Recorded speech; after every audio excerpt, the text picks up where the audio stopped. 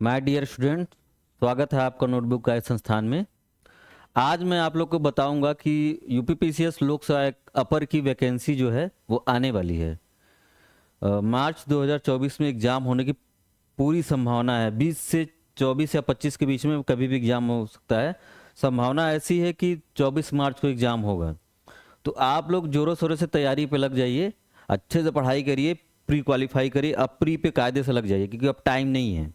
Pre पे लगिए, बढ़िया मेहनत से पढ़ाई करिए। तो मैं आप लोग को आज पूरा डिटेल बताऊंगा कि यूपीपीसीएस में पोस्ट क्या क्या आने वाली है, एज लिमिट वगैरह क्या है, कैसे फॉर्म डालना है, बाकी सारा चीज़ मैं बताऊंगा आप लोग को। ठीक है। ग्रेड पे वगैरह कितना है भाई, पैसा कितना कमाएंगे आप लोग। पोस्टिंग हो जाएगी तो पैसा भी तो कमाएंगे, सैलरी वगैरह वो कितनी है। सैलरी भाई जानना सबसे ज़्यादा ज़रूरी है, कितना सैलरी मिलेगा। तो मैं अपने अनुभव से आप लोगों को सब कुछ बताऊंगा। बहुत सारा चीज़ दिमाग में रहता है कि फॉर्म कैसे डालना है, क्या कैसे होगा, सैलरी वगैरह कितनी होगी, पे स्केल वगैरह क्या है। मैं आज सबको पूरा पूरा चीज़ बताऊंगा। ठीक है। और साथ ही साथ ये बताऊंगा, थोड़ा मैं अपने अनुभव भी आप लोग से शेयर करना चाहूँगा कि क्या क्या चीज़ें होती हैं।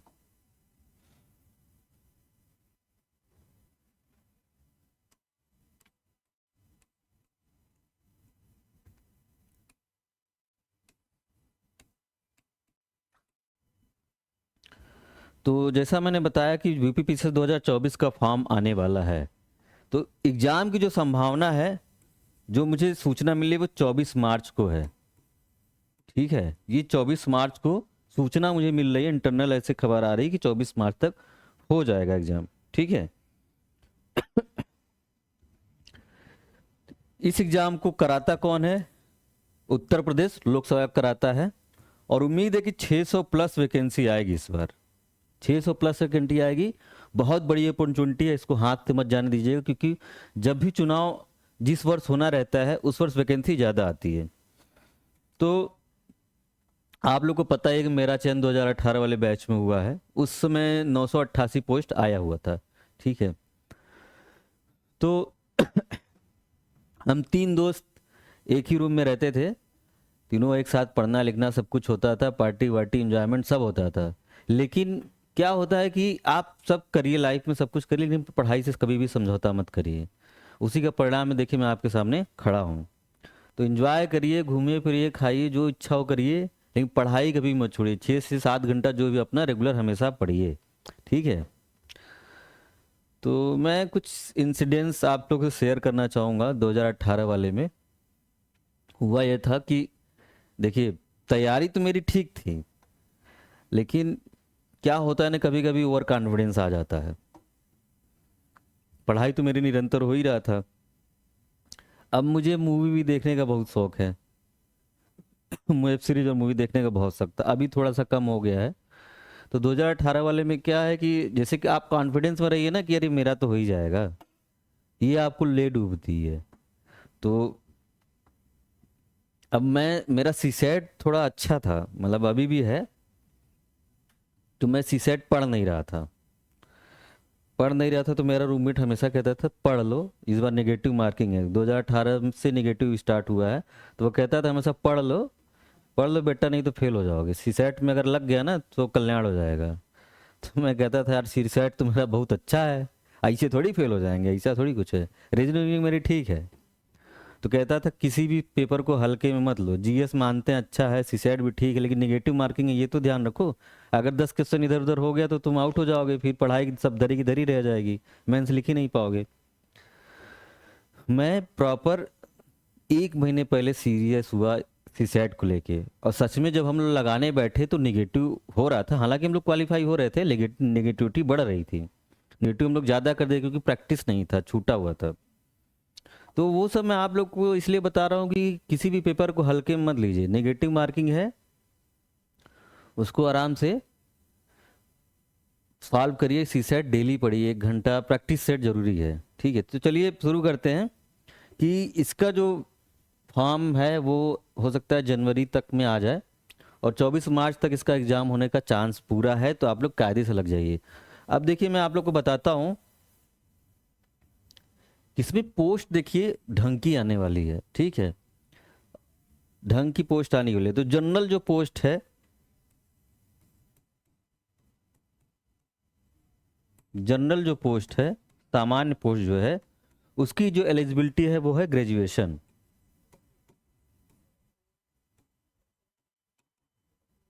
उसकी एलिजिबिलिटी क्या है? सिंपल ग्रेजुएशन आप हैं तो कर लेंगे। उसमें जितने बड़े बड़े पोस्ट हैं आप जो जानते हैं, ठीक है, वो सारा है। जैसे कि डिप्टी एसपी, एसडीएम, नायब तहसीलदार, ठीक है, आरटीओ वगैरह जो भी है, वो सारा जितनी अच्छी पोस्ट आप जानते हैं ना, बीडीओ वीडियो सब सिंपल ग्रेजुएशन मांगता है, सिर्फ बीएससी को छोड़ के। बीएससी के लिए क्या है, स्पेशल एलिजिबिलिटी क्या है, पीजी होना चाहिए, पीजी जरूर होना चाहिए। अब क्या बीईओ का भी एग्जाम अलग से होने लगा है, बीईओ का एग्जाम अलग से होने लगा, तो इसका क्या मांगता है, बीएड मांगता है, ठीक है, बीएड मांगता है बीईओ के लिए।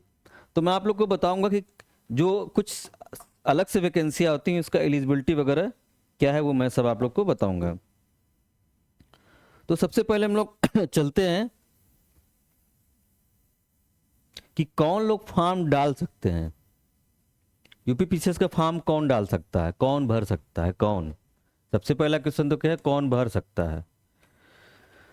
तो पहला कि ग्रेजुएशन कंप्लीट हो, ग्रेजुएट हो, ठीक है। दूसरा, एज मिनिमम 21 मैक्सिमम 40 हो, ठीक है, एज इतना क्राइटेरिया पूरा करे। जो गवर्नमेंट जॉब में है, यूपी के जो गवर्नमेंट सरकारी नौकरियों में है, उनके लिए 21 से 45 है, ठीक है। ये 5 साल जो है वो जो सरकारी नौकरी में उनके लिए थोड़ा सा एज रिलैक्सेशन है। और किसको किसको एज रिलैक्सेशन है? तो अभी ये तो सबके लिए सिंपल ही है, 21 से 40 ही, बस जो गवर्नमेंट जॉब में है उसके लिए ही एज रिलैक्सेशन है। फी कितनी है, इसकी फी कितनी रहती है? शुल्क जनरल के लिए 125 रुपीज़ है, ठीक है, बहुत ज़्यादा फीस नहीं रहता है यूपीपीसीएस का। और एससी एसटी के लिए है क्या है, वो है जनरल, मतलब इसमें ओबीसी ओबीसी भी है। जनरल ओबीसी के लिए 125 है, एससी एसटी के लिए 65 रुपीज़ है, ठीक है, इतना फी है। चलिए अब हम लोग बात कर लेते हैं जो सबके मन में जिज्ञासा रहती है कि भैया एसडीएम बन जाएंगे, डिप्टी एसपी बन जाएंगे क्वालिफाई करके, तो कितना सैलरी मिलेगा? सबका दिमाग तो सैलरी पे जाता है, कितना तनख्वाह होना चाहिए, भाई कमाएंगे कितना।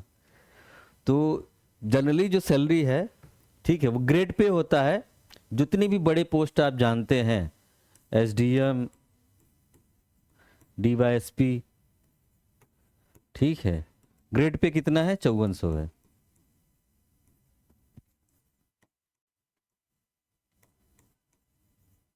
जितने भी बड़ी पोस्टें हैं सबका ग्रेड पे 5400 से स्टार्ट होता है, ठीक है, चाहे आईएएस ही हो, स्टार्ट 5400 होता है, लेकिन जल्दी जल्दी ग्रेड पे क्या होता है, बढ़ता रहता है। तो तो ग्रेड पे के हिसाब से जो सैलरी है वो इन हैंड कट पिट के 65,000 के आसपास आती है, 64,500 65,000 के आसपास आती है फर्स्ट सैलरी, ठीक है। इसके बाद बढ़ता रहता है सैलरी, फिर आगे तक जाती है। और ग्रेड पे 4600 का भी कुछ है, इसमें 4600 ग्रेड का भी कुछ पोस्ट है, ठीक है। जैसे कि उसमें है डिस्ट्रिक्ट एम्प्लाई ऑफिसर है, डिस्ट्रिक्ट एम्प्लाई ऑफिसर डीईओ, तो इनका ग्रेड पे कितना है, 4600 है लगभग। तो इनका जो सैलरी वैली कट के आता है वो लगभग 50 के अराउंड में होता है, ठीक है, 50 प्लस ही रहता है, कम नहीं रहता है। ये हो गया देखिए सामान्य जो पोस्ट है उसका है। अब इसमें देखिए आता है कि सहायक वन संरक्षक, ठीक है।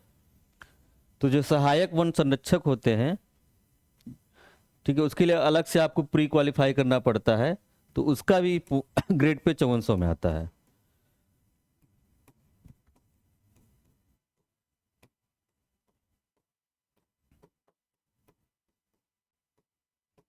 ग्रेड पे 5400 में ही आता है। ठीक है।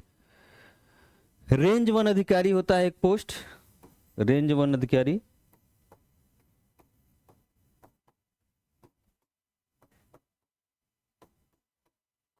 इसका ग्रेड पे 4800 है, 4800 है। तो आप लोग क्वालिफाई करेंगे तो 60,000 के ऊपर ही सैलरी कमाएंगे, इतना जान लीजिए। ठीक है।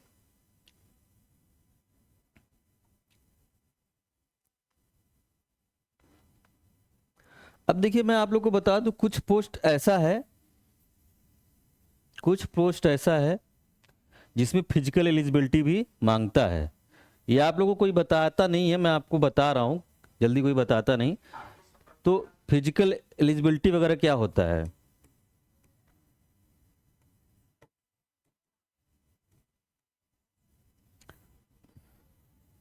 शारीरिक योग्यता,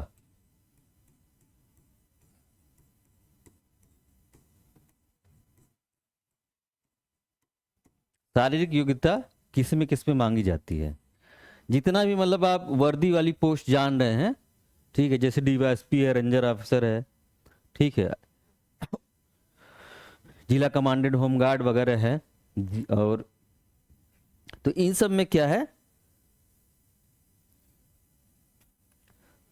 स्पेशली क्या है, एलिजिबिलिटी मांगी जाती है, जैसे शारीरिक योग्यता मांगी जाती है। इसमें हाइट होता है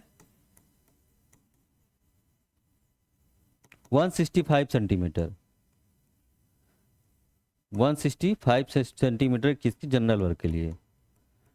ठीक है। एससी एसटी के लिए जो है 160 है सेंटीमीटर। ठीक है, ये हाइट हो गया। दूसरा होता है आई विजन,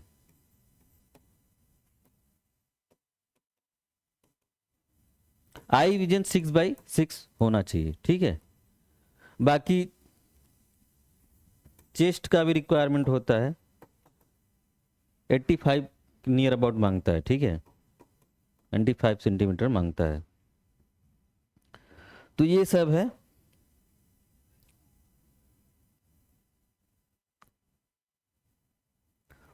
अब ये हो गया जनरल रिक्वायरमेंट, बाकी इतना ही है शारीरिक योग्यता में, और ज़्यादा कुछ विशेष नहीं मांगता है। आपको दौड़ाएंगे नहीं, 5 किलोमीटर दौड़ना पड़ेगा, वो सब ट्रेनिंग में होता है। ठीक है। अब कुछ स्पेशल पोस्ट आती है, स्पेशल पोस्ट के बारे में आपको बताएंगे, उसमें कुछ विशेष योग्यता मांगा जाता है। ठीक है, उसमें क्या क्या मांगा जाता है हम ये बताएंगे। ठीक है। स्पेशल पोस्ट जैसे कुछ है,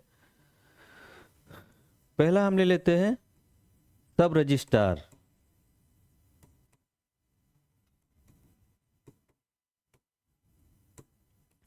इसमें एलएलबी मांगता है। ठीक है, एलएलबी मांगी जाती है। जो एलएलबी है, लॉ में ग्रेजुएट जो है, वही जो है इस उप रजिस्ट्रार का या सब रजिस्ट्रार का फॉर्म डाल सकता है। दूसरा है जिला प्रशासनिक कार्यालय,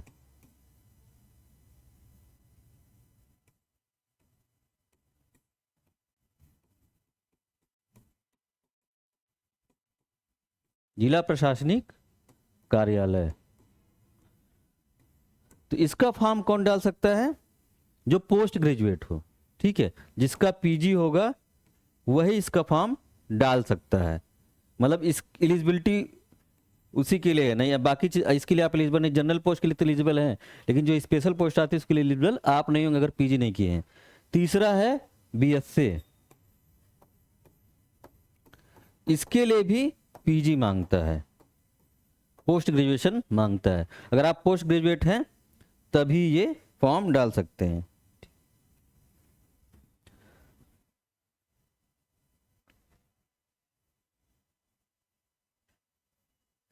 चौथा है नियंत्रक एवं कानूनी माप सहायक। ये सब स्पेशल पोस्टें हैं। ठीक है, इसमें क्या मांगता है?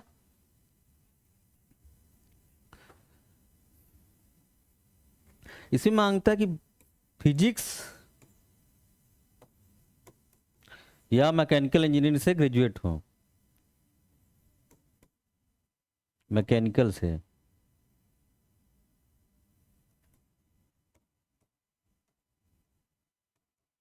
मैकेनिकल से ग्रेजुएट, ठीक है, फिजिक्स या मैकेनिकल से ग्रेजुएट होना चाहिए। अगला है श्रम आयुक्त।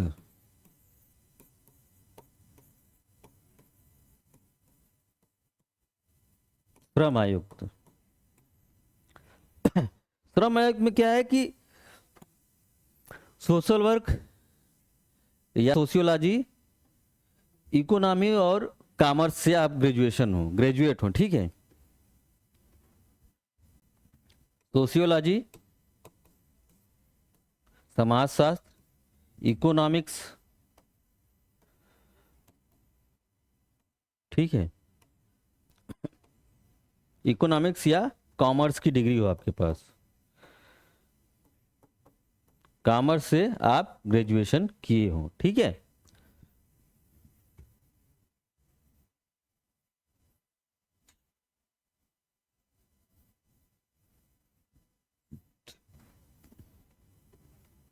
अगला हम लोग चलते हैं डीपीओ। डीपीओ, ठीक है, डीपीओ,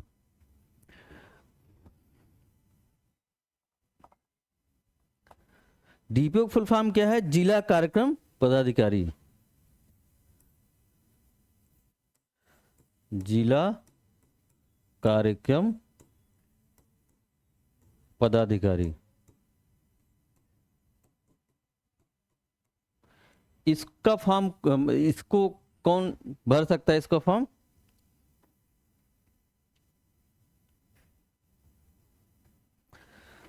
जो ग्रेजुएशन हो किसमें? सोशियोलॉजी में, ठीक है, होम साइंस में,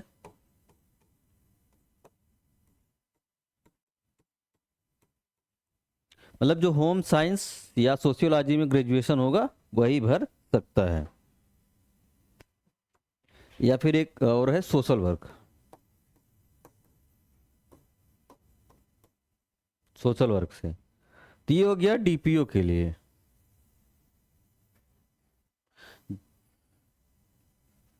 अगला है डाइट का जो वरिष्ठ व्याख्याता होता है, ठीक है, डाइट,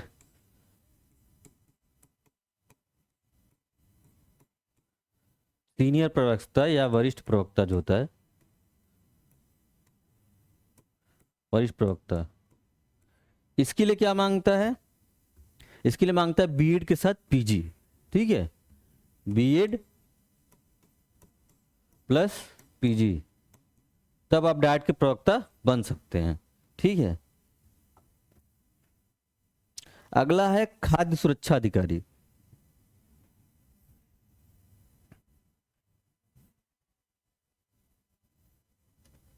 खाद्य सुरक्षा अधिकारी,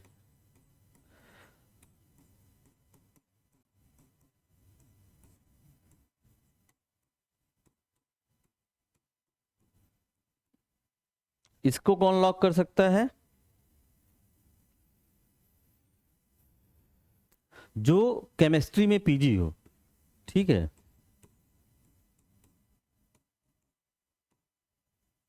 केमिस्ट्री में पीजी होना चाहिए, वही खाद्य सुरक्षा अधिकारी का फॉर्म डाल सकता है। अगला है जिला प्रोबेशन अधिकारी।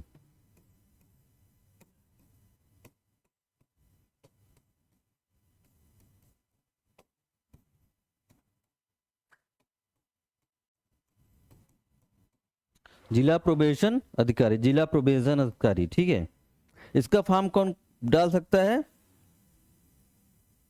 जो साइकोलॉजी, मनोविज्ञान या समाजशास्त्र में ग्रेजुएट हो, समाजशास्त्र में ग्रेजुएट हो।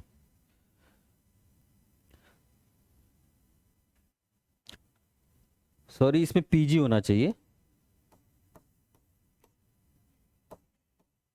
जो मनोविज्ञान या समाजशास्त्र में क्या हो, पीजी डिग्री रखता हो। अगला है सांख्यिकी अधिकारी।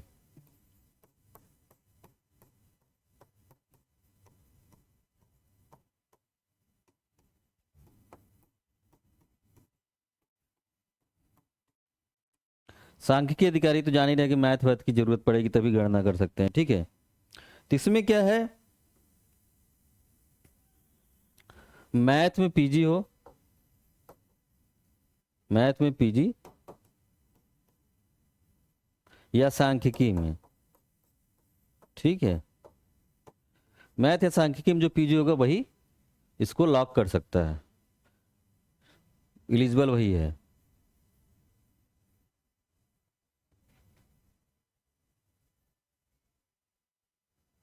ठीक है।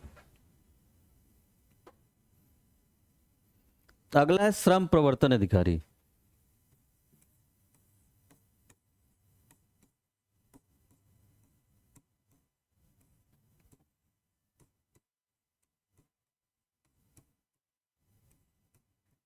श्रम प्रवर्तन अधिकारी, इसको कौन कौन भर सकता है, जो सोशियोलॉजी, समाजशास्त्र, अर्थशास्त्र, समाजशास्त्र, अर्थशास्त्र, ठीक है, या कॉमर्स की डिग्री जिसके पास हो,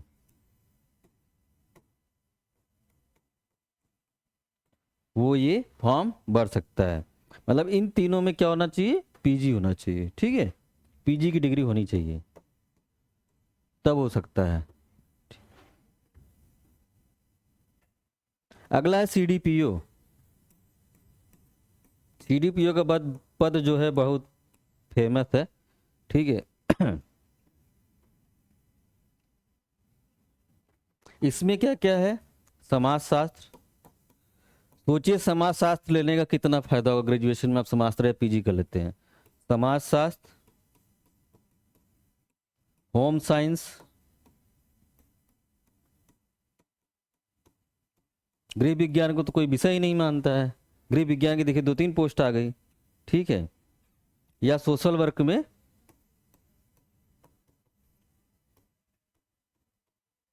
सोशल वर्क में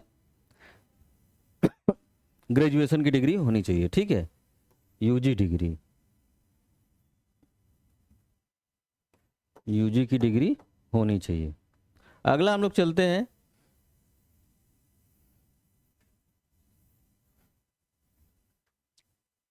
अब बीए वाले सोच रहे होंगे कि जो सोशियोलॉजी लिए होते, गृह विज्ञान लिए होते तो थोड़ा अच्छा रहता, एक आग बढ़ जाता।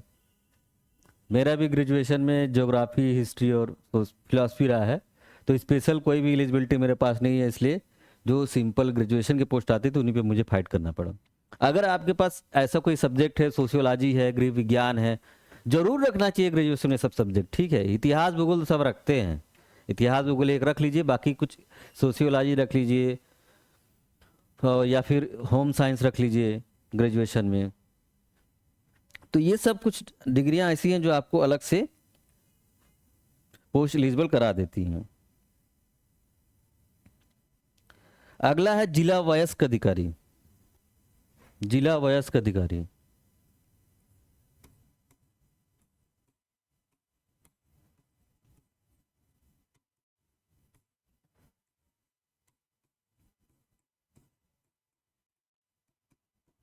जिला वयस्क अधिकारी, इसमें क्या है, ग्रेजुएशन में क्या हो, कॉमर्स हो,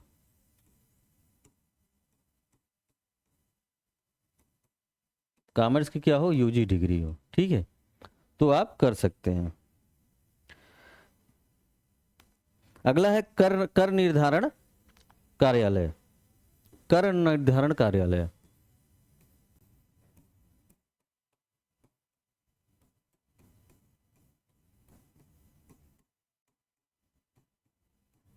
कर निर्धारण कार्यालय, ठीक है, तो इसमें क्या मांगता है, इसमें मांगता है 55% के साथ कॉमर्स या अर्थशास्त्र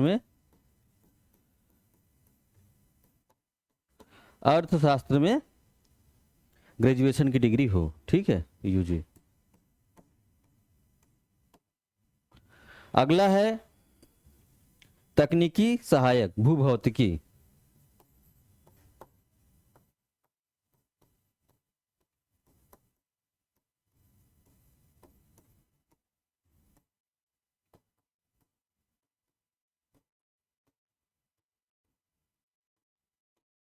तकनीकी सहायक भूभौतिकी।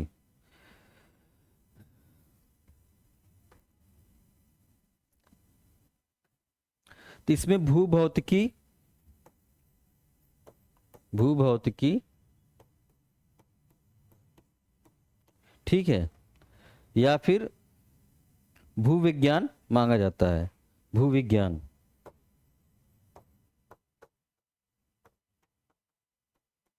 पीजी मांगा जाता है। तो ये सारे स्पेशल एलिजिबिलिटी हैं। ठीक है, वो मैं आपको बता दिया।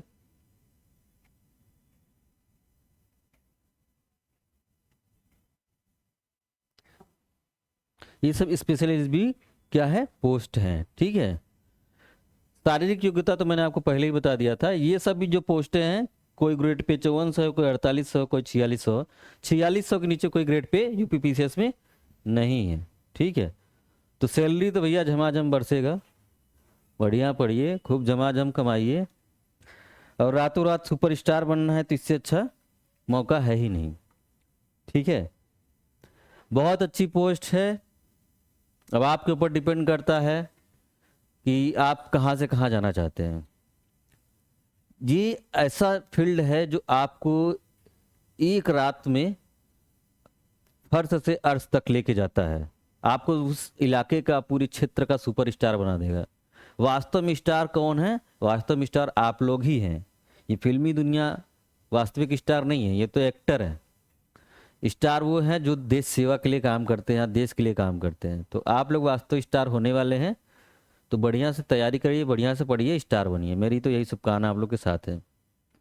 तो यूपीपीसीएस का ये सारा डिटेल था, मैंने आपको बता दिया। फॉर्म वार्म का, जब फॉर्म का देखिए, मुझे लग रहा है कि जनवरी तक आ जाएगा, आ ही जाना चाहिए जनवरी फर्स्ट वीक तक।